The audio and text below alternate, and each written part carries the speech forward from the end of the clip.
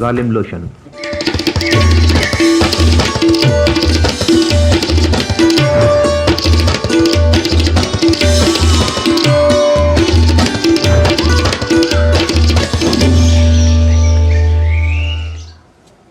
नमस्कार, एक नई सुबह की शुरुआत के साथ हम हाजिर हैं एक नए तेवर, नए कलेवर के साथ नया सवेरा के इस विशेष अंक को लेकर। मैं हूं शहला निगार और मेरे साथ है मेरे सहयोगी मुकुल। नया सवेरा की शुरुआत करेंगे आज के सुभाषितम के साथ।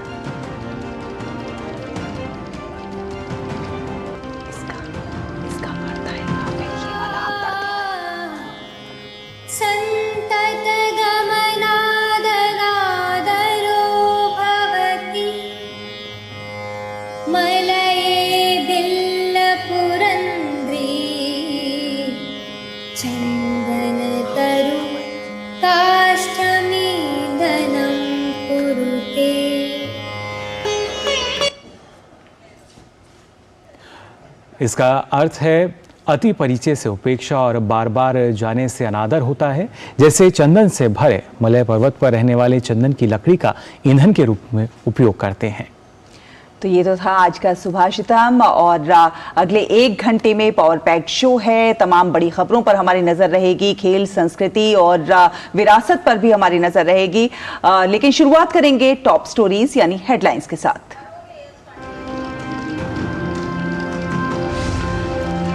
प्रधानमंत्री नरेंद्र मोदी आज उत्तराखंड में 4,200 करोड़ रुपए की विकास परियोजनाओं का करेंगे शिलान्यास और लोकार्पण। पीएम मोदी पिथौरागढ़ के सीमांत इलाके का भी करेंगे दौरा। गुंजी गांव में सेना, आईटीबीपी, पीआरओ कर्मी और स्थानीय लोगों के साथ भी करेंगे संवाद।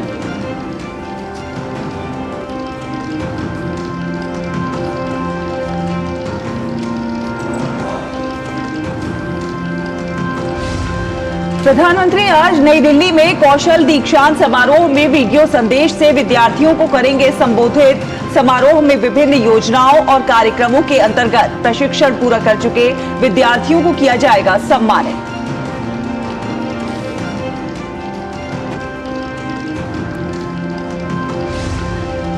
भारत और श्रीलंका के बीच सहयोग को बढ़ावा देने के लिए 3 समझौते पर हुए हस्ताक्षर। विदेश मंत्री डॉक्टर एस जयशंकर ने श्रीलंका के राष्ट्रपति रानिल विक्रमसिंघे से की मुलाकात। दोनों देशों ने अपने राजनयिक संबंधों के 75 वर्ष पूरे होने का जश्न मनाते हुए एक लोगो किया लॉन्च।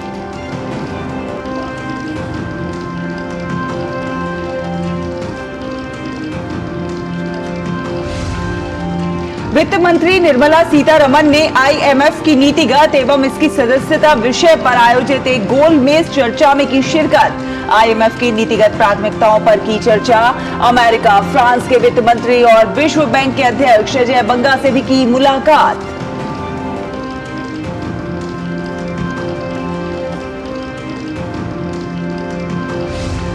इजराइल और हमास के बीच संघर्ष जारी। अब तक 2,200 से ज्यादा लोगों की मौत। इजराइल के प्रधानमंत्री बेंजामिन नेतन्याहू ने हमास को जड़ से खत्म करने की कही बात। गाजा में लोग गंभीर मानवीय संकट का कर रहे हैं सामना।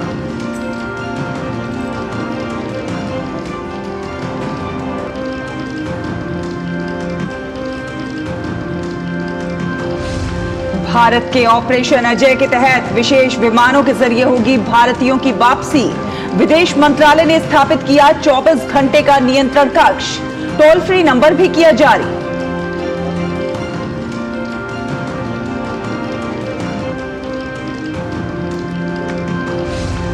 आईसीसी विश्व कप में भारत ने दर्ज की दूसरी जीत। अपने दूसरे मुकाबले में अफगानिस्तान को 8 विकेट से दी करारी शिकस्त। कप्तान रोहित शर्मा ने खेली 131 रन की शतकीय पारी। टूर्नामेंट के 10वें मुकाबले में आज दक्षिण अफ्रीका और ऑस्ट्रेलिया होंगे आमने सामने।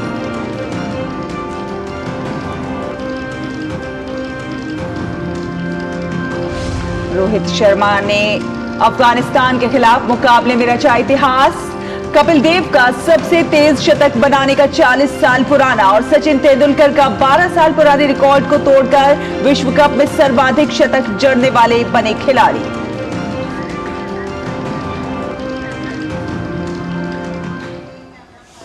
तो चलिए नया सवेरा में सबसे पहले देखते हैं देश भर से कुछ खास खबरें।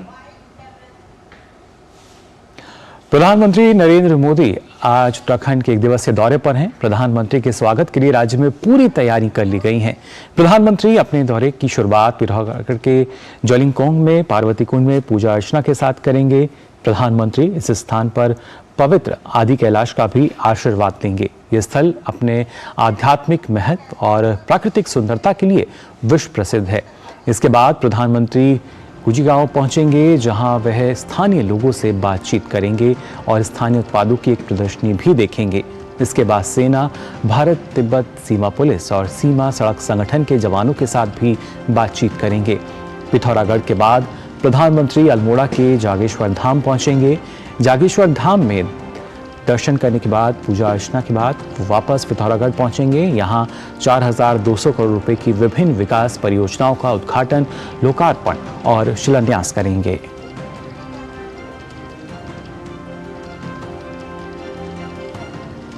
तो प्रधानमंत्री के दौरे को लेकर पिथौरागढ़ के लोगों में खासा उत्साह देखने को मिल रहा है। किस तरह की वहां पर तैयारियां की गई हैं और लोगों को दौरे से क्या कुछ उम्मीदें हैं, पिथौरागढ़ से बता रहे हैं हमारे संवाददाता चंद्रशेखर जोशी।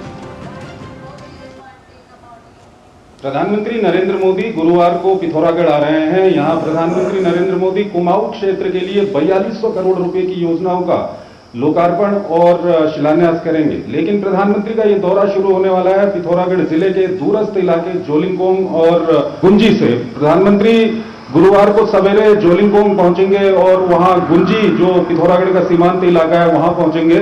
प्रधानमंत्री वहां पर पार्वती कुंड का दौरा करेंगे। उसके अलावा प्रधानमंत्री गुंजी गांव में सेना के कर्मियों, आईटीबीपी के कर्मियों और साथ ही साथ वहां के स्थानीय लोगों से मुलाकात भी करेंगे।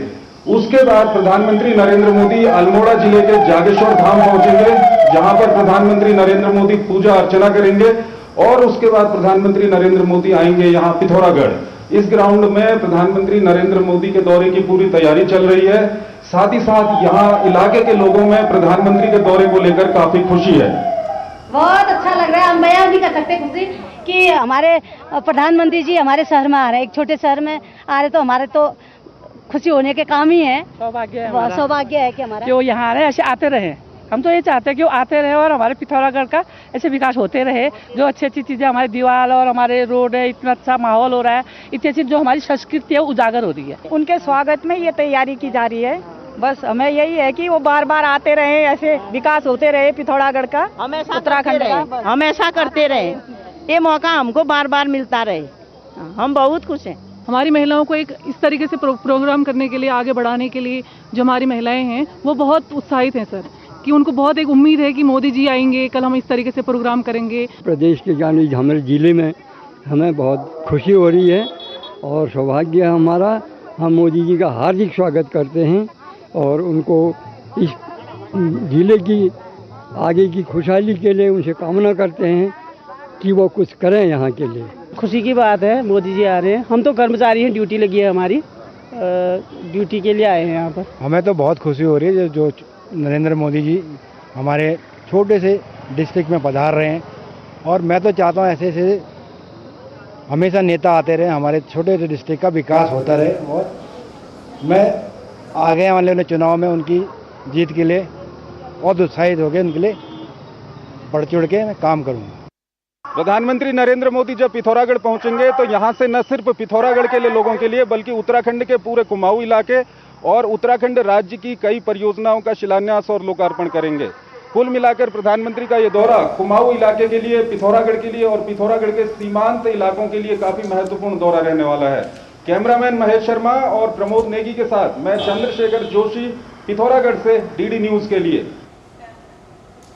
प्रधानमंत्री नरेंद्र मोदी आज अल्मोड़ा स्थित प्रसिद्ध जागेश्वर धाम में भी पूजा अर्चना करेंगे। उत्तराखंड के अल्मोड़ा शहर से करीब 35 किलोमीटर दूर और 6200 फीट की ऊंचाई पर स्थित है भगवान शिव का ज्योतिर्लिंग, जिसे जागेश्वर धाम के नाम से जाना जाता है। प्राकृतिक सौंदर्य के साथ साथ जागेश्वर धाम 250 छोटे बड़े मंदिरों का एक समूह है, जिसमें भगवान शिव के 108 ज्योतिर्लिंग के साथ साथ कई देवी देवताओं के मंदिर हैं। इस मंदिर का निर्माण 8वीं शताब्दी से लेकर 12वीं शताब्दी के बीच किया गया था। परिसर में मंदिरों का निर्माण बड़ी बड़ी शिलाओं के जरिए किया गया है, जिसके दरवाजों और चौखटों पर देवी देवताओं की प्रतिमाएं अलंकृत हैं। मंदिर परिसर में भगवान शिव के 2 ज्योतिर्लिंग हैं, जिसमें एक जागेश्वर धाम ज्योतिर्लिंग और दूसरा विश्व की सबसे प्राचीन महामृत्युंजय ज्योतिर्लिंग है। प्रधानमंत्री नरेंद्र मोदी देश के ऐसे पहले प्रधानमंत्री होंगे जो उत्तराखंड स्थित इस जागेश्वर धाम मंदिर में पूजा अर्चना के लिए गुरुवार को पहुंचेंगे और तकरीबन आधे घंटे तक यहां पूजा अर्चना और ध्यान करेंगे। उत्तराखंड में 2 ज्योतिर्लिंग माने जाते हैं, केदारखंड में केदारनाथ जी और कुमाऊं में मानसखंड में जागेश्वर धाम जी। बहुत मान्यता है इस मंदिर की और इसका इसलिए मास्टर प्लान भी बनाया जा रहा है और जीर्णोद्वार इसका हो जाएगा अगले 1 साल में, और माननीय प्रधानमंत्री जी ने भी समय दिया है और डेफिनेटली ही जब माननीय प्रधानमंत्री जी यहाँ आएंगे और इसकी और महत्वता तो पहले से ही है, लोगों को और पता चलेगा और यहाँ पर्यटन भी और बढ़ावा मिलेगा और लोकल इकोनॉमी को भी बहुत बड़ा बूस्ट मिलेगा। इस मंदिर में उत्तराखंड के साथ साथ पूरे देश से हजारों लाखों तीर्थयात्री हर वर्ष पहुँचते हैं। विश्व का सबसे पहला महामृत्युंजय ज्योतिर्लिंग होने के साथ साथ इस परिसर में भगवान शिव और माता पार्वती के देवदार पेड़ रूपी अर्धनारीश्वर स्वरूप को भी साक्षात देखा जा सकता है। इस मंदिर का उल्लेख कई प्राचीन पुराणों में भी है, जिसकी मान्यता भगवान शिव के ज्योतिर्लिंगों में भी की जाती है। प्रधानमंत्री नरेंद्र मोदी के यहां आने से न सिर्फ यहां के पुजारी, स्थानीय लोग, बल्कि यहां आने वाले तीर्थयात्री भी काफी खुश हैं। इनका मानना है कि प्रधानमंत्री के यहां आने से इस मंदिर का फिर से जीर्णोद्धार होगा और ये बाबा केदारनाथ, बाबा विश्वनाथ, महाकाल जैसे मंदिरों की तरह एक भव्य मंदिर का रूप लेगा, जिससे इस पूरे क्षेत्र में रोजगार के साथ साथ स्वरोजगार और धार्मिक पर्यटन को भी बढ़ावा मिलेगा। प्रधानमंत्री तो हमारे देश में कई आए, पर जो विकास, जो नवयुवकों के लिए उन्होंने रोजगार और इतना विकास किया, हम लोग के गर्व की बात है। और जागेश्वर धाम में वो पहली बार आ रहे हैं। हम लोग की यहाँ पीढ़ी दर पीढ़ी बीत गई है, फिर भी पहले बार हमारा सौभाग्य है कि भारत देश के प्रधानमंत्री पहली बार जागेश्वर धाम आ रहे हैं। ऐसी मान्यता है कि महादेव आज भी यहाँ माता पार्वती के साथ वृक्ष के रूप में विराजते हैं, जो तकरीबन 2500 साल से भी पुराना है। देखो अपना देश या फिर एक भारत श्रेष्ठ भारत, ये प्रधानमंत्री नरेंद्र मोदी की दूरदर्शिता का ही नतीजा है कि आज भारत अपनी सांस्कृतिक विरासत और ऐतिहासिक धरोहरों को फिर से पुनर्जीवित कर रहा है और रोज विकास के नए आयाम की रचना कर रहा है। जागेश्वर धाम उत्तराखंड से अभिषेक सिंह की रिपोर्ट, डीडी न्यूज। तो प्रधानमंत्री आज यहां पर पहुंचेंगे और इसके साथ साथ पिथौरागढ़ का जो वो दौरा करने जा रहे हैं, वहां पर हमारे सहयोगी चंद्रशेखर जोशी भी मौजूद हैं, उनके साथ भी हम बातचीत करेंगे। लेकिन उससे पहले रुक रहे हैं एक छोटे से ब्रेक के लिए। आप बने रहिए डीडी न्यूज पर। मैं क्या जी, सब जानते हैं, जहां दिखे मारियो, अपना समझ के खा लियो। होंगे बच्चे स्वस्थ, भले फूलेगा बचपन, इन्हें पिलाओ मुगली घुट्टी 555। अर्जुन, एग्जाम्स में you made us really proud. अब आगे क्या सोचा है? पापा, मैंने IIT जाना है और इंजीनियर बनना है। थिंक IIT, थिंक विद्या मंदिर।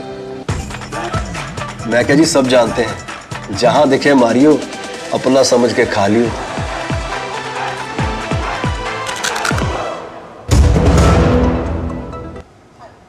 ब्रेक के बाद स्वागत है आपका। आप देख रहे हैं नया सवेरा और हम बात कर रहे थे प्रधानमंत्री के आज के कार्यक्रम की। हमारे साथ हमारे सहयोगी चंद्रशेखर जोशी उत्तराखंड से हमारे साथ जुड़े हुए हैं। सुप्रभात चंद्रशेखर, अब से कुछ ही देर के बाद प्रधानमंत्री का ये कार्यक्रम शुरू होने वाला है। प्रधानमंत्री आज पिथौरागढ़ को कई विकास परियोजनाओं की सौगात देने वाले हैं। जाहिर है खासा उत्साह होगा वहां की जनता में, वहां के लोगों में। आज का क्या कुछ कार्यक्रम है, सबसे पहले तो आप यही बताइए। देखिए, बिल्कुल ये जो हमारी अभी रिपोर्ट थी उसके जरिए हमने आपको ये बता दिया था कि प्रधानमंत्री का आज क्या कुछ कार्यक्रम है। प्रधानमंत्री कुछ ही देर में पिथौरागढ़ के सीमांत इलाके जोलिंगकोंग और गुंजी पहुंचेंगे और सीमांत इलाके जोलिंगकोंग और गुंजी पहुंचेंगे। वहां पर प्रधानमंत्री पार्वती कुंड का दौरा करेंगे। गुंजी में वहां पर लोगों से बातचीत करेंगे और ITBP और सेना के कर्मियों से बातचीत करेंगे। प्रधानमंत्री का ये जो दौरा है ये काफ़ी ऐतिहासिक है, क्योंकि इस सीमांत इलाके में आज तक कोई भी प्रधानमंत्री नहीं पहुंचा है, पहली बार वहां पर कोई प्रधानमंत्री पहुंच रहे हैं। इसी तरह उसके बाद जब वो जागेश्वर मंदिर जाएंगे अल्मोड़ा, वहां पर भी पहली बार कोई प्रधानमंत्री पहुंच रहे हैं, काफ़ी ऐतिहासिक है। फिर वो पिथौरागढ़ आएंगे और यहाँ पर 4200 करोड़ की परियोजनाओं का यहाँ पर शिलान्यास और लोकार्पण करेंगे। और उत्साह की जहाँ तक बात करें, आप देख सकते हैं सवेरे से ही यहाँ पर तैयारियां शुरू हो चुकी हैं और सवेरे से ही लोगों ने यहाँ पर आना शुरू कर दिया है। और मैं चाहूंगा कि आप यहाँ का जो ये पारंपरिक लोक नृत्य है ये थोड़ा हमारे दर्शकों को दिखाएं।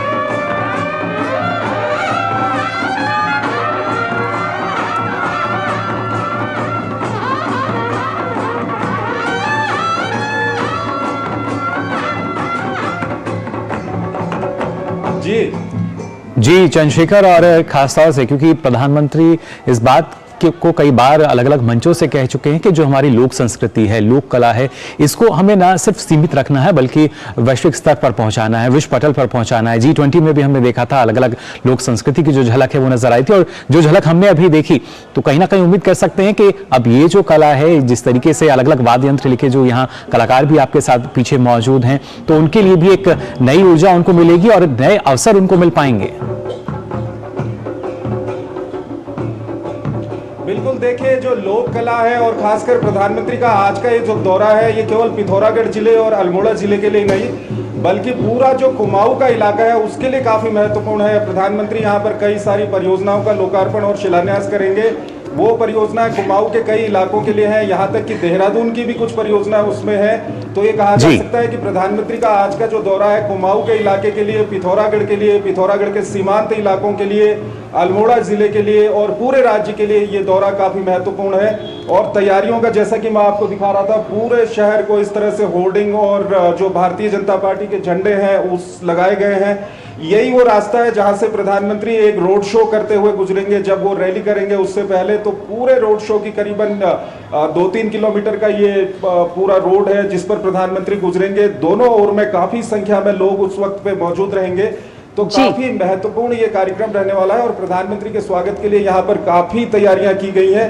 और अब से कुछ ही देर में प्रधानमंत्री वहाँ जोलिंगकोंग और गुंजी पहुंच जाएंगे, जो बिल्कुल सीमांत का इलाका है, चीन और नेपाल की सीमा से सटा हुआ है। तो उस इलाके के लिए भी ये दौरा काफी महत्वपूर्ण है और खासकर उस इलाके में तो भारत का प्रधानमंत्री पहले प्रधानमंत्री नरेंद्र मोदी वहां पर पहुंच रहे हैं। बिल्कुल। और चंद्रशेखर जोशी, जैसे कि हम देख रहे हैं कि प्रधानमंत्री नरेंद्र मोदी, हमारी जो केंद्र सरकार है वो जन कल्याण के लिए, उनके विकास के लिए तो प्रतिबद्ध है ही, साथ ही साथ अपनी विरासत, अपनी परंपरा, अपनी संस्कृति को सहेजने के भी लगातार प्रयास हो रहे हैं। और यही चीज हम देवभूमि उत्तराखंड में भी देख पा रहे हैं कि वहां की जो लोक कला है, लोक संस्कृति है, उसका कैसे विकास हो और कैसे उसे पुनर्जीवन मिले और देश दुनिया जान सके वहां की लोक कला, लोक संस्कृति को, उसको बढ़ावा देने के प्रयास के तौर पर भी इसे देखा जा सकता है।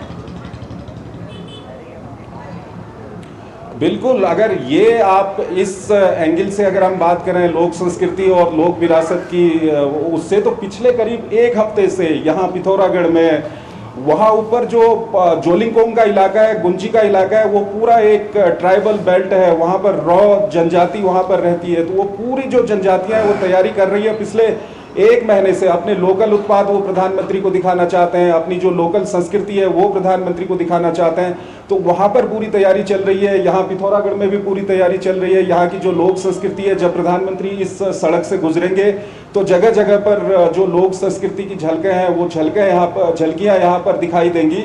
और साथ ही साथ वहाँ जहाँ स्टेडियम में जहाँ पर प्रधानमंत्री रैली को संबोधित करेंगे, वहाँ पर भी लोक संस्कृति और लोक विरासत के लिए पूरी तैयारी वहाँ पर की गई है। वहाँ पर एक पंडाल भी लगाया गया है जिसमें जो स्थानीय उत्पाद हैं उसकी प्रदर्शनी होगी। और अंततः कुल मिलाकर मैं यही कहना चाहूंगा कि प्रधानमंत्री का ये दौरा है। देखिए, आप अगर उत्तराखंड को देखते हैं तो उत्तराखंड कुमाऊं और गढ़वाल का इलाका है। गढ़वाल का जो इलाका है वहां पर 4 धाम है, बद्रीनाथ है, केदारनाथ, गंगोत्री, यमुनोत्री। लेकिन जो कुमाऊं का इलाका है, इस बेल्ट में भी कई सारे धाम है, लेकिन ये उतना लाइट में नहीं है। तो यहाँ पर लोगों का कहना है कि प्रधानमंत्री के इस दौरे के बाद यहाँ पर न सिर्फ टूरिज्म बढ़ेगा, चाहे धार्मिक टूरिज्म की आप बात करें। प्रधानमंत्री आज पार्वती कुंड जा रहे हैं जहां पर जोलिंगकोंग का इलाका है, वहां से कैलाश मानसरोवर के दर्शन होते हैं। छोटा कैलाश वहां से दिखता है, वहां पर ओम पर्वत है। तो ये सब टूरिज्म के लिहाज से प्रधानमंत्री का ये दौरा काफी महत्वपूर्ण है। इसके बाद यहाँ पर लोगों का कहना है कि टूरिज्म बढ़ेगा, धार्मिक टूरिज्म बढ़ेगा। एक मानसखंड परियोजना चलाई जा रही है, जिस तरह से गढ़वाल के इलाके में जो 4 धाम है, यहाँ पर भी जो धाम है वहां पर भी लोग आए, तो उस सब को देखते हुए काफी महत्वपूर्ण ये आज का प्रधानमंत्री का दौरा है। जी चंद्रशेखर, यानी मान सकते हैं ना सिर्फ पर्यटन को बढ़ावा मिलेगा बल्कि इसके साथ साथ जो रोजगार के नए अवसर हैं वो वहां लोगों को मिलेंगे, क्योंकि पलायन की एक समस्या रही है पहाड़ की जब बात की जाती है। लेकिन ऐसे में जैसा आपने बताया कि जिस तरीके से गढ़वाल रेंज में हमने देखी थी स्थिति, लगातार प्रोत्साहन दिया गया और जो बदलाव है वो हम देख रहे हैं, तो वही बदलाव की झलक जो है वो शायद आने वाले दिनों में कुमाऊं क्षेत्र में भी नजर आएगी। बिल्कुल, प्रधानमंत्री के आज के दौरे की अगर आप बात करते हैं तो आज का दौरा जो है वो अभी शुरू होगा। कुछ ही देर में प्रधानमंत्री पहुंचने वाले हैं वहां पर, जो गुंजी और जोलिंगकोंग का इलाका है, बिल्कुल चीन सीमा का इलाका है। आज से 5-6 साल पहले की बात करें तो वहां पर सड़कें भी नहीं थी। अभी बीआरओ की ओर से वहां पर लीपू लेक तक सड़क बना दी गई है और वहां पर वाहनों की आवाजाही शुरू हो गई है। हालांकि बिल्कुल शुरुआती दौर में अभी वहां पर पहाड़ों को काटा गया है, तो थोड़ा सा सेटल होने में उसको अभी टाइम लगेगा। लेकिन अगले 4-5 साल की आप बात करेंगे तो आप देखेंगे लिपू लेक तक जो चीन सीमा का इलाका है वहां तक पक्की सड़क होगी। और उस इलाके में जैसे पार्वती कुंड जहां आज प्रधानमंत्री जा रहे हैं, वो एक बहुत ही इतना सुंदर वहाँ पर इलाका है। अभी आप जब बाद में वहाँ के दृश्य आपके पास आएंगे, आप देखेंगे कि कितना वहाँ का सुंदर इलाका है। इन इलाकों में पर्यटन को किस तरह से बढ़ाया जाए, चाहे छोटा कैलाश यात्रा है, ओम पर्वत की यात्रा है, और यहाँ पिथौरागढ़ का इलाका है, यहाँ किस तरह से पर्यटन को बढ़ाया जाए और विकास किस तरह से बढ़े। तो प्रधानमंत्री का दौरा इन सभी मायनों को अगर हम देखें तो काफी महत्वपूर्ण आज का दौरा। बिल्कुल चंद्रशेखर जोशी, आज का प्रधानमंत्री का दौरा बहुत महत्वपूर्ण है, चाहे टूरिज्म के लिहाज से हो, रोजगार के लिहाज से हो, विकास के लिहाज से हो या विरासत और कला के संरक्षण के लिहाज से हो। आप अपनी नजर बनाए रखिए, आगे भी आपसे संपर्क करेंगे। फिलहाल धन्यवाद ये तमाम अपडेट हमारे दर्शकों से साझा करने के लिए। फिलहाल नया सवेरा में वक्त एक छोटे से ब्रेक का है, ब्रेक के उस पार खबरों का सफर जारी है। देखते रहिए DD न्यूज। मैं क्या जी, सब जानते हैं जहां दिखे मारियो, अपना समझ के खा लियो। तुम्हें पता है इन्वेस्टर्स के लिए एक इन्वेस्टर प्रोटेक्शन फंड होता है IPF, लेकिन अगर तुम्हारा ट्रेड एक्सचेंज पर एग्जीक्यूट नहीं हुआ या फिर कोई गारंटीड रिटर्न्स वाली स्कीम है तो ये IPF आपकी मदद नहीं कर सकता है। और अगर आपका ब्रोकर ही डिफॉल्टर बन जाए तो फिर IPF आपको कॉम्पेंसेशन दिला सकता है। कहां से सीखा? NSE की साइट पर। सोचकर समझकर इन्वेस्ट कर। होंगे बच्चे स्वस्थ भले फूलेगा बचपन, इन्हें पिलाओ मुगली घुट्टी 555। थिंक IIT, थिंक विद्या मंदिर, थिंक IIT, थिंक विद्या मंदिर, थिंक IIT, थिंक विद्या मंदिर। मैं क्या जी, सब जानते हैं जहां दिखे मारियो, अपना समझ के खा लियो।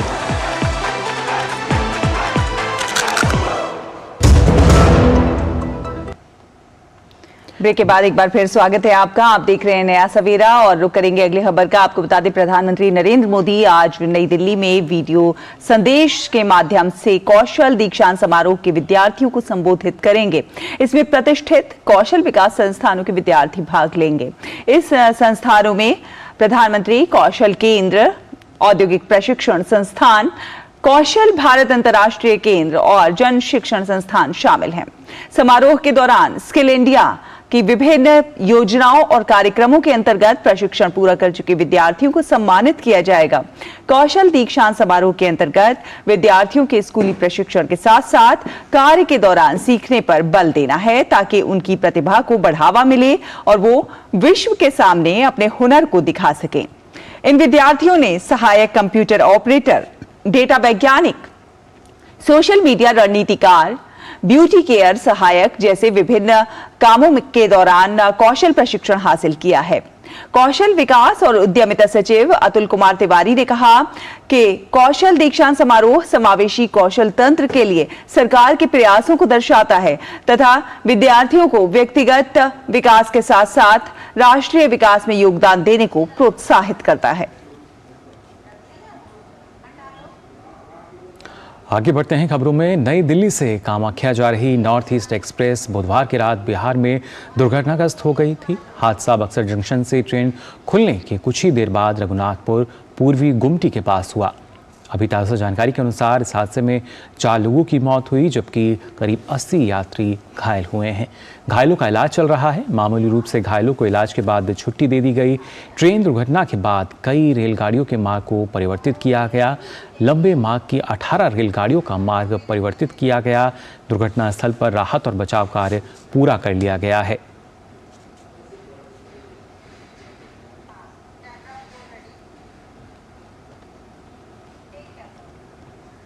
केंद्र की भाजपा सरकार में महिला सांसदों को सशक्तिकरण और प्रोत्साहन मिल रहा है। प्रधानमंत्री नरेंद्र मोदी की आर्थिक सलाहकार परिषद की सदस्य शमिका रवि की ओर से PRS लेजिस्लेटिव रिसर्च के आंकड़ों के विश्लेषण पर तैयार रिपोर्ट में ये बात सामने आई है। रिपोर्ट के अनुसार भाजपा की महिला सांसदों की ओर से 15वीं लोकसभा में पूछे गए सवालों की माध्यिका आंकड़ा 355 था और कांग्रेस की महिला सांसदों के सवालों का 58। उस समय कांग्रेस सत्ता में थी और भाजपा विपक्ष में। रोचक आंकड़ा 16वीं लोकसभा का रहा, जिस समय भाजपा सत्ता में आ चुकी थी। यहां भाजपा महिला सांसदों का अपनी ही सरकार की ओर से सवालों की माध्यिका आंकड़ा 346 रहा। रिपोर्ट के अनुसार महिला सांसदों के अधिकतर सवाल स्वास्थ्य सेवाओं, शिक्षा, सड़क, सूक्ष्म लघु मध्यम उद्योगों से जुड़े हुए थे। ये समाज के वंचित और कमजोर वर्ग से जुड़े हुए सवाल हैं। प्रधानमंत्री मोदी ने संसद में सवालों के जरिए महिला सदस्यों की बढ़ती भागीदारी पर खुशी जताई है। प्रधानमंत्री ने एक्स पर कहा कि शमिका रवि का एक दिलचस्प लेख जो इस बात पर प्रकाश डालता है कि कैसे महिला सांसद हमारे लोकतंत्र को और अधिक जीवंत बना रही हैं और स्वास्थ्य, शिक्षा, बुनियादी ढांचे जैसे महत्वपूर्ण क्षेत्रों पर भी ध्यान केंद्रित कर रही हैं। यह एक बहुत ही उत्साहजनक प्रवृत्ति है जो इस बात का भी उदाहरण देती है कि नारी शक्ति वंदन अधिनियम कैसे लोगों की आवाज को और मजबूत करेगा। और विदेश मंत्री डॉक्टर एस जयशंकर श्रीलंका के दौरे पर हैं। भारत श्रीलंका संबंधों की 75वीं वर्षगांठ पर लोगो लॉन्च किया गया। एस जयशंकर ने एक्स पर कहा कि भारत और श्रीलंका ने राजनयिक संबंधों के 75 साल पूरे होने का जश्न मनाते हुए एक लोगो लॉन्च किया है, जो हमारे गहरे ऐतिहासिक, सांस्कृतिक और लोगों से लोगों के संबंध को दर्शाता है। वहीं विदेश मंत्री डॉक्टर एस जयशंकर ने श्रीलंका के राष्ट्रपति रानिल विक्रमसिंघे से मुलाकात भी की। इस दौरान दोनों देशों के बीच संबंधों को और बढ़ाने के उद्देश्य से व्यापक चर्चा हुई। दोनों देशों के बीच 3 समझौतों पर हस्ताक्षर भी किए गए, जिनमें सामाजिक आवास, सामुदायिक विकास और डेयरी क्षेत्रों में परियोजनाएं शामिल हैं। विदेश मंत्री डॉक्टर एस जयशंकर ने कहा कि इन समझौतों से श्रीलंकाई लोगों के जीवन में काफी सुधार होगा।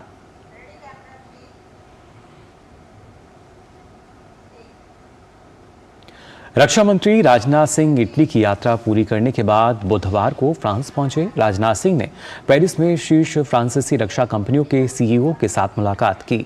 बैठक के दौरान रक्षा मंत्री ने उन्हें भारत में रक्षा हार्डवेयर के सह विकास और सह उत्पादन के फायदों को बताया। उन्होंने कहा कि भारत में रक्षा हार्डवेयर के विनिर्माण के बाद इसे अन्य देशों में निर्यात किया जा सकता है।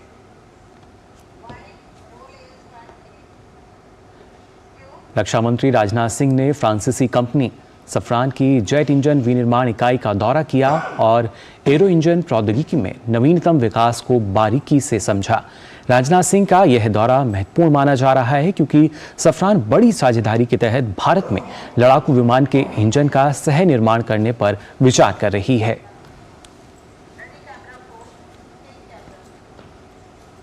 G20 देशों के संसदों के अध्यक्षों और आमंत्रित देशों के पीठासीन अधिकारियों का 9वें P20 शिखर सम्मेलन में शामिल होने के लिए नई दिल्ली पहुंचना जारी है। मॉरिशस की नेशनल असेंबली के अध्यक्ष सूरजदेव फोकीर P20 शिखर सम्मेलन में शामिल होने के लिए नई दिल्ली पहुंचे।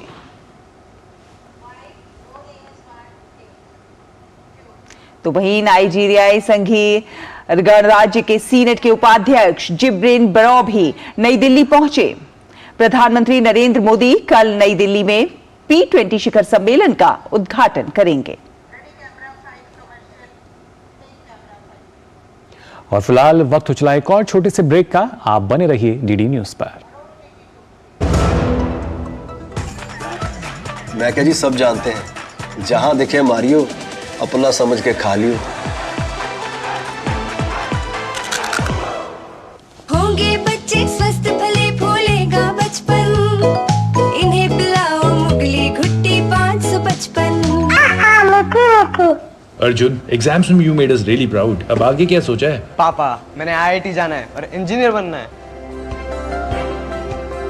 थिंक IIT, थिंक विद्या मंदिर। अब क्या देख रहे हो पापा? तुम कहते हो ना कि स्टॉक मार्केट में बहुत सोच समझकर इन्वेस्ट करना चाहिए, बस थोड़ा सा ज्ञान ले रहा। किससे? हर एक स्टॉक्स एक्सपर्ट है, मस्त एजुकेशनल वीडियोस बनाता है और अच्छी इन्वेस्टमेंट की टिप्स भी देता है। पापा, इन वीडियोस पे ना जाएं। अपना रिसर्च खुद करें या सेबी रजिस्टर्ड इन्वेस्टमेंट एडवाइजर से संपर्क करें। एजुकेशन के नाम पर कुछ इन्फ्लुएंसर्स अक्सर इन्वेस्टर को मिसगाइड करते हैं, नुकसान आपका होगा। सोच कर, समझ कर, इन्वेस्ट कर। ब्रेक के बाद स्वागत है आपका। और मुकुल, आगे बढ़ने से पहले जो दर्शक अब हमारे साथ अभी जुड़े हैं उनको एक बार इस समय की सुर्खियां दिखा देते हैं।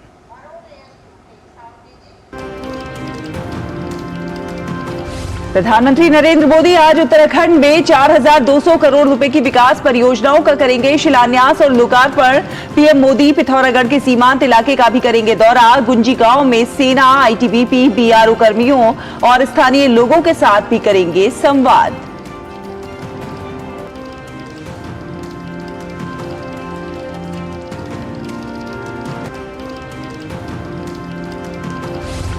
प्रधानमंत्री आज नई दिल्ली में कौशल दीक्षांत समारोह में वीडियो संदेश से विद्यार्थियों को करेंगे संबोधित। समारोह में विभिन्न योजनाओं और कार्यक्रमों के अंतर्गत प्रशिक्षण पूरा कर चुके विद्यार्थियों को किया जाएगा सम्मानित।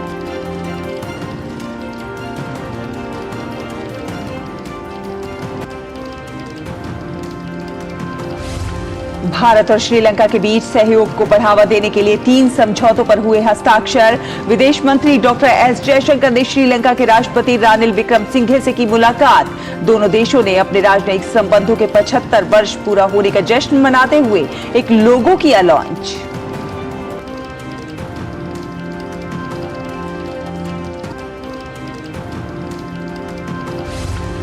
वित्त मंत्री निर्मला सीतारमण ने आईएमएफ की नीतिगत और इसकी सदस्यता विषय पर आयोजित एक गोलमेज चर्चा में की शिरकत। आईएमएफ की नीतिगत प्राथमिकताओं पर की चर्चा। अमेरिका, फ्रांस के वित्त मंत्री और विश्व बैंक के अध्यक्ष अजय बंगा से भी की मुलाकात।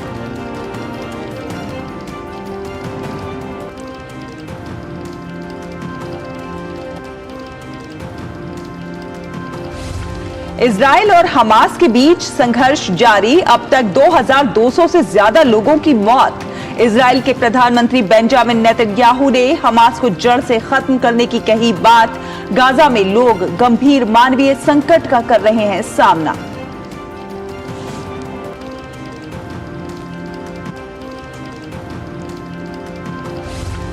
भारत के ऑपरेशन अजय के तहत विशेष विमानों के जरिए होगी भारतीयों की वापसी।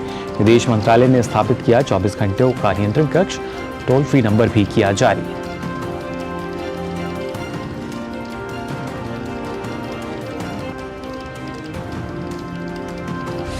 आईसीसी विश्व कप में भारत ने दर्ज की दूसरी जीत। अपने दूसरे मुकाबले में अफगानिस्तान को 8 विकेट से दी करारी शिकस्त। कप्तान रोहित शर्मा ने खेली 131 रन की शतकीय पारी। टूर्नामेंट के 10वें मुकाबले में आज दक्षिण अफ्रीका और ऑस्ट्रेलिया होंगे आमने सामने।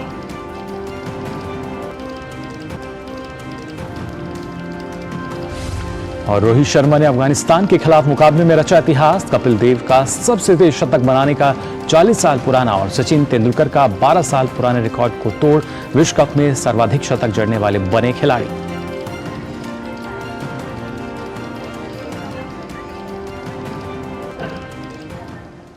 और यहां वक्त हुआ है एक और छोटे से ब्रेक का। मैं क्या जी सब जानते हैं, जहां दिखे मारियो, अपना समझ के खा लियो। पता है इन्वेस्टर्स के लिए एक इन्वेस्टर प्रोटेक्शन फंड होता है IPF। लेकिन अगर तुम्हारा ट्रेड एक्सचेंज पर एग्जीक्यूट नहीं हुआ या फिर कोई गारंटीड रिटर्न्स वाली स्कीम है तो ये IPF आपकी मदद नहीं कर सकता है। और अगर आपका ब्रोकर ही डिफॉल्टर बन जाए तो फिर IPF आपको कॉम्पेंसेशन दिला सकता है। कहाँ से सीखा? NSE की साइट पर। सोचकर समझकर इन्वेस्ट कर। ब्रेक के बाद आप सभी का एक बार फिर स्वागत नया सवेरा में। और अब बात करेंगे अखबारों की सुर्खियों की।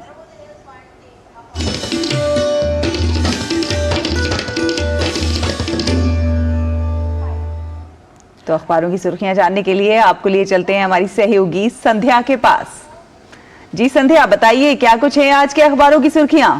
जी शैला, हमारे इस खास सेगमेंट में आज है विकास से जुड़ी, नवाचार से जुड़ी, स्वास्थ्य से जुड़ी और देश दुनिया से जुड़ी तमाम महत्वपूर्ण खबरें जो आज अखबारों में महत्वपूर्ण और ली गई हैं और हेडलाइन के साथ ली गई हैं, प्रकाशित की गई हैं। शुरुआत कर लेते हैं नवभारत टाइम्स की इस हेडलाइन के साथ। जी हाँ, कल प्रधानमंत्री नरेंद्र मोदी ने केंद्रीय मंत्रिमंडल की बैठक की और इस बैठक में फैसला किया गया मेरा युवा भारत इस नाम से एक स्वायत्त इकाई की स्थापना करने की। और केंद्रीय मंत्री अनुराग ठाकुर ने बताया इसके बारे में कि देश को आत्मनिर्भर बनाने के दिशा में ये एक महत्वपूर्ण और कारगर कदम होगा। केंद्रीय मंत्रिमंडल की बैठक को आज सभी अखबारों ने प्रमुखता के साथ लिया है और बताया है कि क्या कुछ फैसले लिए गए। अगली खबर है राष्ट्रीय सहारा से जुड़ी हुई, जिसमें हिंद महासागर रिम एसोसिएशन के मंत्रियों की परिषद की बैठक 23वीं बैठक आयोजित हो रही है, जिसमें विदेश मंत्री एस जयशंकर ने शिरकत की है और उन्होंने ये बताया कि भारत विश्व मित्र व ग्लोबल साउथ की आवाज है। इस बात को कोट करते हुए आज राष्ट्रीय सहारा ने इस खबर को हेडलाइन के साथ लिया है। अगली खबर जनसत्ता अखबार से जुड़ी हुई है, जो पहले पेज पर ली गई है। जी हां, पठानकोट हमले का मुख्य षड्यंत्रकारी की हत्या हुई है सियालकोट की एक मस्जिद में। इनका नाम था लतीफ और उसके भाई को भी गोली मार दी गई। आपको बता दें कि भारतीय वायुसेना के अड्डे पर 2016 में जो पठानकोट पर हमला हुआ था, ये उसका मुख्य आरोपी था। अगली खबर की बात कर लेते हैं तो ये है विकास से जुड़ी हुई। जी हां, रैपिडेक्स ट्रेन के संचालन की तैयारियां पूरी हो चुकी हैं और नवरात्र में लगभग इसका प्रधानमंत्री नरेंद्र मोदी हरी झंडी दिखाकर उद्घाटन करेंगे। और आज उत्तर प्रदेश के मुख्यमंत्री योगी आदित्यनाथ इन तैयारियों का जायजा लेने के लिए सुबह 10 बजे पहुंचेंगे। आपको बता दें कि देश की ये पहली सेमी हाई स्पीड ट्रेन होगी जिसे प्रधानमंत्री हरी झंडी दिखाएंगे। और अगली खबर की बात करते हैं जिसे जागरण विशेष ने लिया है और ये नवाचार से जुड़ी हुई खबर है। जी हां, अब तक अलीगढ़ को हम तालों के लिए जानते हैं, तालों के लिए मशहूर है ये जगह, लेकिन अब यहाँ पर नवाचार भी किए जा रहे हैं और कचरे से कोयला बनाकर न केवल पर्यावरण का संरक्षण किया जा रहा है बल्कि आय के लिए भी इसको माध्यम बनाया गया है। और इससे सीमेंट संयंत्र में इस कोयले का इस्तेमाल किया जा रहा है, जिससे ईंधन भी बचेगा और पर्यावरण भी सुरक्षित रहेगा। और चलते चलते बात कर लेते हैं स्वास्थ्य से जुड़ी हुई, जिसे हिंदुस्तान अखबार ने आज अपने पहले पेज पर लिया है। आज विश्व गठिया दिवस है और एक एम्स की स्टडी के साथ आज इस स्टडी को लिया गया है और बताया गया है कि फ़ोन की जो लत है वो युवाओं में जोड़ों का दर्द बढ़ा रही है। इसके अलावा जो लैपटॉप पर, कंप्यूटर पर और तमाम ऐसे गैजेट्स पर जो युवा जुड़े हुए हैं उनमें अब जोड़ों के दर्द हो, गर्दन का दर्द हो, कमर तक का दर्द हो, इसकी समस्याएं ज़्यादा देखी जा रही है। तो डॉक्टर्स की ये राय है कि कोशिश करें कि लगातार आप इस तरह से ना बैठें, गैजेट्स का इस्तेमाल लगातार या ज़्यादा नहीं करें ताकि जोड़ों के दर्द से आप मुक्त रह सकें। तो ये है आज के अखबारों की वो तमाम खबरें जो आम आदमी से, आम नागरिक से सरोकार रखती हैं। जी संध्या, बहुत बहुत शुक्रिया आपका ये तमाम खबरें हमारे दर्शकों तक पहुंचाने के लिए। और आइए अब नया सवेरा में देखते हैं दुनिया भर की कुछ और खास खबरें।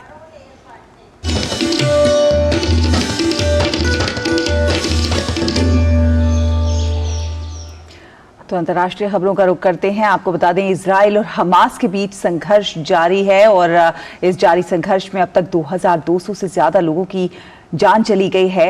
इजराइल ने गाजा की पूर्ण घेराबंदी कर दी है, जिसके बाद से भोजन, पानी, ईंधन और जरूरी सामानों की सप्लाई भी पूरी तरह से बंद हो गई है। गाजा में इजरायली सैनिक हमास के आतंकियों की तलाशी के लिए छापेमारी कर रहे हैं। वहीं इजराइल के प्रधानमंत्री बेंजामिन नेतन्याहू ने हमास को कड़ी चेतावनी देते हुए एक वीडियो मैसेज जारी किया है। इसमें नेतन्याहू ने साफ साफ ऐलान कर दिया है कि इजराइल ने युद्ध को शुरू नहीं किया है, लेकिन इसे खत्म जरूर करेगा। हमास हमास के खिलाफ जवाबी कार्रवाई के तहत इजराइल ने 3 लाख सैनिक जुटाए हैं। नेतन्याहू ने कहा कि इजराइल युद्ध नहीं चाहता था, ये हम पर सबसे क्रूर तरीके से थोपा गया है। वहीं इजरायली पीएम नेतन्याहू को विपक्ष का समर्थन मिला है। हमास के खिलाफ विपक्ष और मौजूदा सरकार ने एक आपातकालीन सरकार बनाई है। इजराइल की नई युद्ध कैबिनेट ने हमास को धरती से मिटा देने की कसम खाई है। बयान में कहा गया है कि जब तक हमास से जंग जारी रहेगी तब तक कोई भी गैर युद्ध संबंधी विधेयक ना तो पारित होगा और ना ही इससे जुड़ा कोई फैसला लिया जाएगा। वहीं अमेरिकी राष्ट्रपति जो बाइडेन ने कहा कि इजराइल पर हमास के घातक हमले को देखते हुए अमेरिका में किसी भी खतरे की आशंका पर स्थानीय और संघीय एजेंसियां पैनी निगाह रख रही हैं। बाइडेन ने कहा कि दोनों देशों के गहरे संबंधों के कारण इजराइल की घटना कई अमेरिकी परिवारों के लिए व्यक्तिगत त्रासदी है। उन्होंने कहा कि अमेरिकी जनता इजराइल पर हुए हमले के दर्द के साथ ही हजारों वर्षों से यहूदी विरोधवाद और उत्पीड़न को महसूस करती है। बाइडेन ने कहा कि इजराइल पर हमास के भयावह आतंकवादी हमलों के बाद उन्होंने प्रधानमंत्री बेंजामिन नेतन्याहू से बात की और अमेरिकी समर्थन और इजराइल की सुरक्षा की अटूट प्रतिबद्धता दोहराई। उन्होंने इजरायली प्रधानमंत्री को आश्वस्त किया, अमेरिकी सुनिश्चित करेगा कि इजराइल और वहां के लोगों की सुरक्षा के लिए जो भी आवश्यक हो किया जाए। इजराइल और हमास के बीच जारी भीषण जंग के बीच भारत अपने नागरिकों की सुरक्षित वतन वापसी के लिए अभियान शुरू करने जा रहा है और इस अभियान का नाम रखा गया है ऑपरेशन अजय। विदेश मंत्री डॉक्टर एस जयशंकर ने सोशल मीडिया साइट एक्स पर जानकारी देते हुए बताया कि इजराइल से लौटने के इच्छुक हमारे नागरिकों की वापसी की सुविधा के लिए ऑपरेशन अजय शुरू किया जा रहा है। विशेष चार्टर उड़ानें और अन्य व्यवस्थाएं की जा रही हैं। विदेशों में अपने नागरिकों की सुरक्षा और भलाई के लिए हम पूरी तरह से प्रतिबद्ध हैं। ऑपरेशन अजय के तहत इजराइल से भारतीयों की सकुशल वापसी के लिए इजराइल में भारतीय दूतावास ने भी कमर कस ली है। दूतावास ने एक्स पर जानकारी देते हुए लिखा, दूतावास ने गुरुवार की विशेष उड़ान के लिए पंजीकृत भारतीय नागरिकों की पहली खेप को ईमेल कर दिया है। बाद की उड़ानों के लिए अन्य पंजीकृत लोगों को संदेश भेजा जाएगा।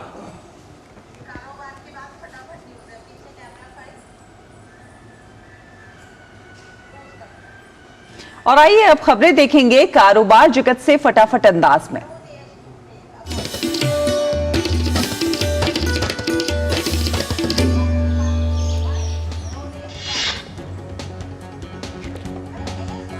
केंद्रीय वित्त मंत्री निर्मला सीतारमण ने आईएमएफ की नीतिगत एवं इसकी सदस्यता विषय पर आयोजित एक गोलमेज चर्चा में की शिरकत। इस बैठक की मेजबानी मोरक्को के मराकोच में विश्व बैंक आईएमएफ की वार्षिक बैठक के मौके पर अमेरिकी वित्त मंत्री जेनेट येलेन ने की। वित्त मंत्री निर्मला सीतारमण ने इस दौरान कहा कि अंतर्राष्ट्रीय मुद्रा कोष को भविष्य की चुनौतियों से निपटने के लिए अच्छी तरह से पूंजी संपन्न बनाए रखने की है जरूरत। केंद्रीय वित्त मंत्री निर्मला सीतारमण ने फ्रांस के अर्थव्यवस्था वित्त मंत्री ब्रूनो ले मायर के साथ मुलाकात की। फ्रांस के वित्त मंत्री ने भारत की अध्यक्षता में G20 के नतीजों पर निर्मला सीतारमण को बधाई दी। वहीं दोनों पक्षों ने इस बात पर विचार किया कि दुनिया नई वैश्विक चुनौतियों का सामना कर रही है और अनिश्चितताएं बढ़ती जा रही हैं, जिसके लिए बहुपक्षवाद इन वैश्विक मुद्दों से निपटने की कुंजी है। केंद्रीय वित्त मंत्री निर्मला सीतारमण ने विश्व बैंक के अध्यक्ष अजय बंगा से भी मुलाकात की। उन्होंने भारत की विकास प्राथमिकताओं और वैश्विक चुनौतियों से संबंधित कई मुद्दों पर चर्चा की और साथ ही साथ प्रधानमंत्री नरेंद्र मोदी द्वारा एक सूर्य एक विश्व एक ग्रिड पहल पर प्रकाश डालते हुए विश्व बैंक इसे आगे बढ़ाने में सक्रिय भूमिका निभाएगा।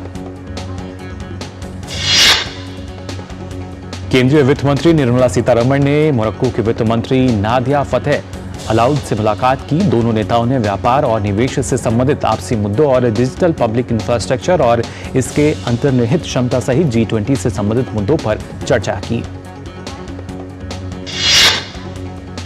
केंद्रीय वित्त मंत्री निर्मला सीतारमण ने मराकेच मोरक्को में विश्व बैंक IMF वार्षिक बैठक के मौके पर लचीले और समावेशी आपूर्ति श्रृंखला संवर्धन के लिए साझेदारी राइज के शुभारंभ में भाग लिया। लॉन्च के दौरान वित्त मंत्री ने कहा कि भारत जलवायु परिवर्तन पर अच्छा काम कर रहा है, जिसमें स्वच्छ ऊर्जा में परिवर्तन के लिए एक महत्वाकांक्षी कार्यक्रम शामिल है। और आइए अब खेल जगत की खबरें भी देखते हैं फटाफट अंदाज में।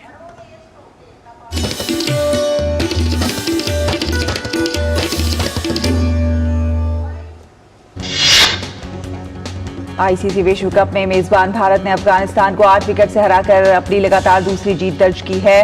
अफगानिस्तान ने टॉस जीतकर पहले बल्लेबाजी करते हुए भारत के सामने 273 रन का लक्ष्य रखा था। जवाब में भारतीय टीम ने 2 विकेट खोकर जीत हासिल कर ली। भारत की ओर से कप्तान रोहित शर्मा ने तूफानी पारी खेली। रोहित 84 गेंद पर 131 रन बनाकर आउट हुए। इससे पहले अफगानिस्तान ने टॉस जीतकर पहले बल्लेबाजी करते हुए 8 विकेट के नुकसान पर 272 रन बनाए थे।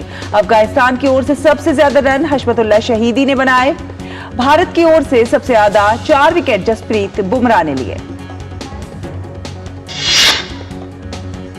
भारतीय टीम के कप्तान रोहित शर्मा ने अफगानिस्तान के खिलाफ मुकाबले में कई बड़े रिकॉर्ड अपने नाम कर लिए। रोहित शर्मा विश्व कप इतिहास में सबसे तेज शतक जड़ने वाले भारतीय बल्लेबाज बन गए हैं। अफगानिस्तान के खिलाफ मुकाबले में रोहित शर्मा ने 63 गेंदों पर शतक जड़कर कपिल देव का 40 साल पुराना रिकॉर्ड तोड़ दिया। पूर्व भारतीय कप्तान कपिल देव ने 1983 वर्ल्ड कप में जिम्बाब्वे के खिलाफ 72 गेंदों में 175 रनों की ऐतिहासिक पारी खेली थी। इसके अलावा रोहित शर्मा ने विश्व कप का अपना 7वां शतक जड़कर मास्टर ब्लास्टर सचिन तेंदुलकर के रिकॉर्ड को भी तोड़ दिया। सचिन तेंदुलकर ने 6 वर्ल्ड कप में 6 शतक लगाए थे, तो वहीं रोहित का ये तीसरा विश्व कप है जिसमें उन्होंने 7वां शतक जड़ा। वनडे विश्व कप 2023 में आज 5 बार की विश्व विजेता ऑस्ट्रेलिया क्रिकेट टीम का सामना दक्षिण अफ्रीका क्रिकेट टीम से होगा। ये मैच लखनऊ में खेला जाएगा। मौजूदा विश्व कप के पहले मुकाबले में ऑस्ट्रेलियाई टीम को भारतीय टीम के हाथों हार का सामना करना पड़ा था। आज के मुकाबले में ऑस्ट्रेलियाई टीम टूर्नामेंट की पहली जीत दर्ज करने के इरादे से मैदान पर उतरेगी, तो वहीं दूसरी ओर दक्षिण अफ्रीका की टीम ने अपने पहले मुकाबले में श्रीलंका को हराया था। दक्षिण अफ्रीका आज के मुकाबले में दूसरी जीत की तलाश में मैदान पर होगी।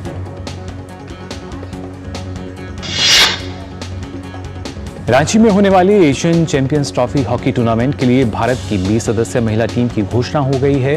टीम की कप्तान सविता पूनिया होंगी, जबकि दीप ग्रेस एका उप कप्तान की भूमिका में होंगी। 27 अक्टूबर से लेकर 5 नवंबर तक खेले जाने वाले इस टूर्नामेंट में भारत के अलावा जापान, चीन, कोरिया, मलेशिया और थाईलैंड की टीमें हिस्सा लेंगी। भारतीय महिला हॉकी टीम अपने अभियान की शुरुआत 27 अक्टूबर को थाईलैंड के खिलाफ करेगी।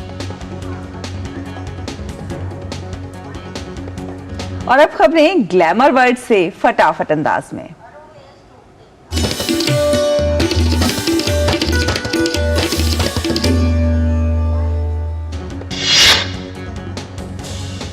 सलमान खान पिछले कुछ वक्त से अपनी आगामी फिल्म टाइगर 3 को लेकर चर्चा में है। वहीं अब टाइगर 3 से सलमान खान का नया पोस्टर भी सामने आ गया है। दिवाली के मौके पर यह फिल्म रिलीज होगी। बॉलीवुड अभिनेता रणबीर कपूर पिछले लंबे वक्त से अपनी आने वाली फिल्म एनिमल को लेकर चर्चा में है। फिल्म का पहला गाना हुआ में रिलीज हो चुका है, जिसमें रणबीर और रश्मिका दिख रहे हैं। आमिर खान बतौर अभिनेता फिल्म सितारे जमीन पर से वापसी कर रहे हैं। उन्होंने कहा कि तारे जमीन पर ने आपको रुलाया और अब सितारे जमीन पर आपको हंसाएगी। मनोज बाजपेयी की फिल्म जोरम अब तक कई अंतर्राष्ट्रीय फिल्म समारोह में प्रदर्शित की जा चुकी है। यह फिल्म दुनिया भर में 1 दिसंबर को रिलीज होगी।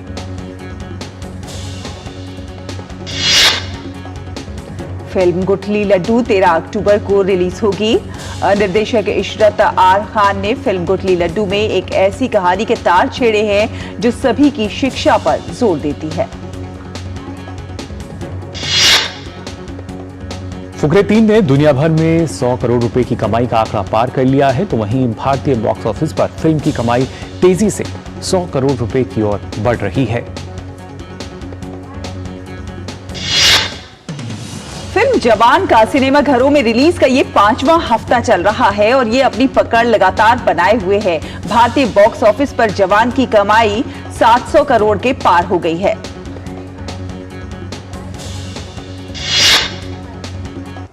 और आइए नया सवेरा में बात करते हैं सेहत की।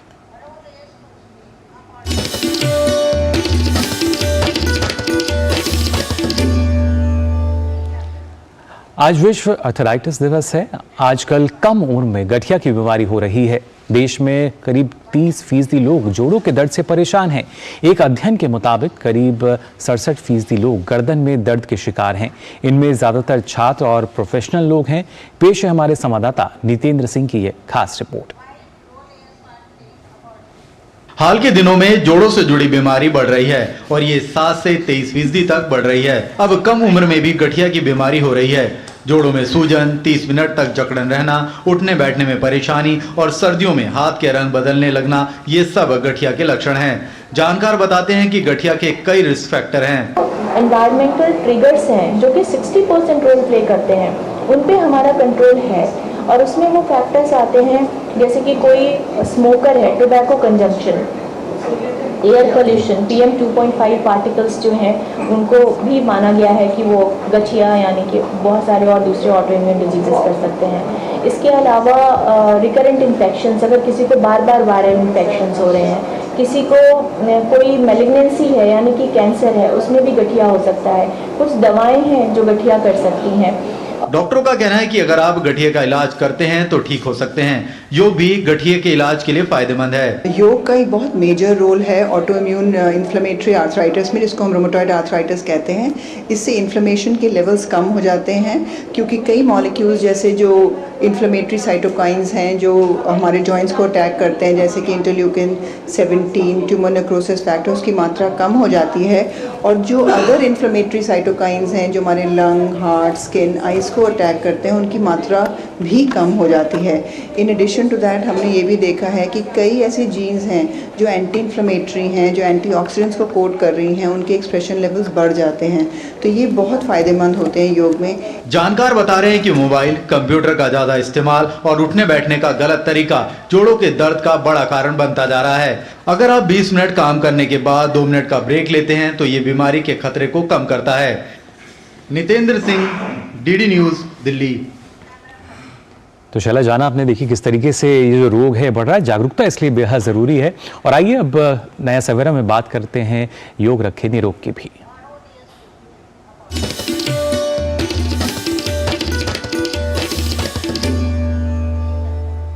तो ये बात तो हम आप सभी चाहते हैं कि हम सुंदर दिखें, हमारी त्वचा में चमक बरकरार रहे। उसके लिए हम अक्सर कॉस्मेटिक पदार्थों का भी सहारा लेते हैं, लेकिन कई बार उनका साइड इफेक्ट भी देखने को मिलता है। लेकिन अगर आप नियमित रूप से योग साधना करें तो आपके अंदर की ऊर्जा आपके चेहरे पर दिखाई देने लगती है। तो कौन सी है वो योग साधना, आइए जानते हैं आज के इस योग सूत्र में।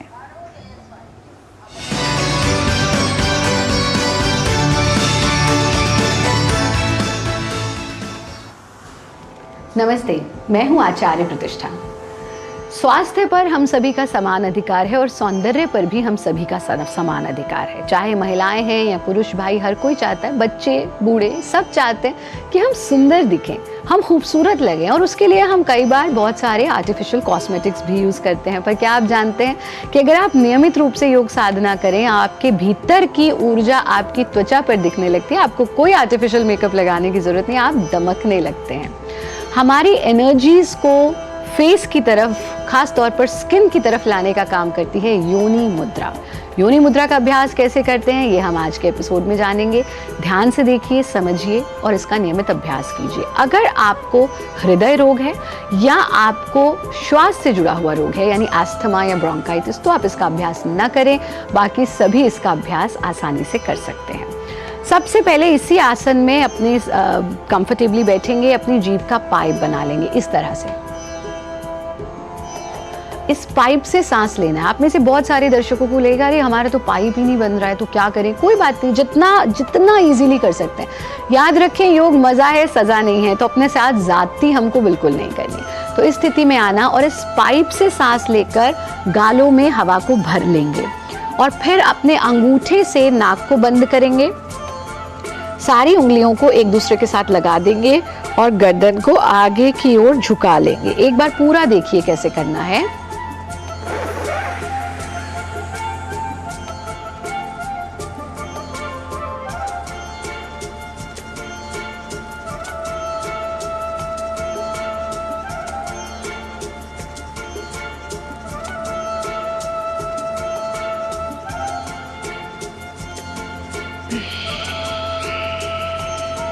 जब लगे कि अब मैं और देर सांस को भीतर नहीं रोक पा रहा हूं तो चिन लॉक खोल देना, हाथों को हटा देना, नासिका से सांस छोड़ देना। आंख खोलने की जल्दी नहीं करना, थोड़ी देर ऐसे रुकेंगे, फिर धीरे से आंखों को खोल देंगे। अगर आपको सर्वाइकल का प्रॉब्लम है, गर्दन में दर्द रहता है, तो बहुत अधिक गर्दन को आगे नहीं झुकाएंगे, सिर्फ हल्का सा झुकाएंगे। बस योनि मुद्रा का अभ्यास आप प्रतिदिन करें, 5 बार तक आप रिपीट कर सकते हैं। अपने चेहरे को साफ रखें, सात्विक आहार लें, हेल्दी डाइट लें, हाइड्रेटेड रहें, खूब अच्छी मात्रा में जल का सेवन करें और गद्दी का मुंह छोड़ दें। जब समय लगे अपनी चेयर के आसपास ही थोड़ा थोड़ा वॉक करते रहें, मूवमेंट करते रहें, हमारा कार्यक्रम देखते रहें, खुश रहें, आनंदित रहें, योगी बने, उपयोगी बने।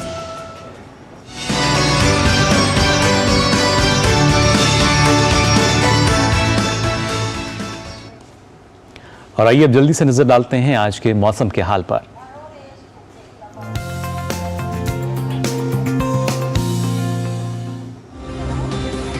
आज आंतरिक तमिलनाडु, उत्तरी केरल, दक्षिण कर्नाटक, अंडमान और निकोबार द्वीप समूह और लक्षद्वीप में हल्की से मध्यम बारिश के साथ 1 या 2 स्थानों पर भारी बारिश हो सकती है। रायलसीमा, मणिपुर, मिजोरम में हल्की से भी मध्यम बारिश की संभावना है। पूर्वोत्तर भारत, हिमालय, पश्चिम बंगाल, सिक्किम और तटीय आंध्र प्रदेश में भी हल्की बारिश हो सकती है।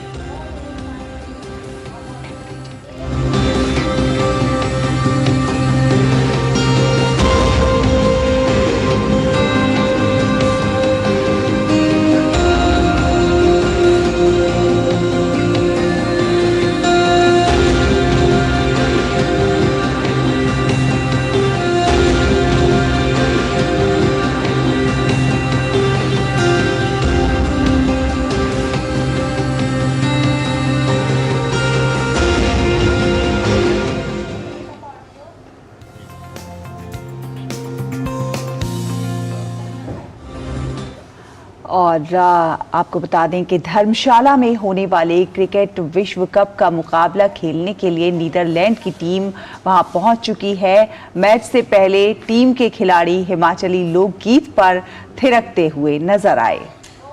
तो आप देखिए ये झलकियां और हमें और हमारी पूरी टीम को दीजिए अनुमति। नमस्कार।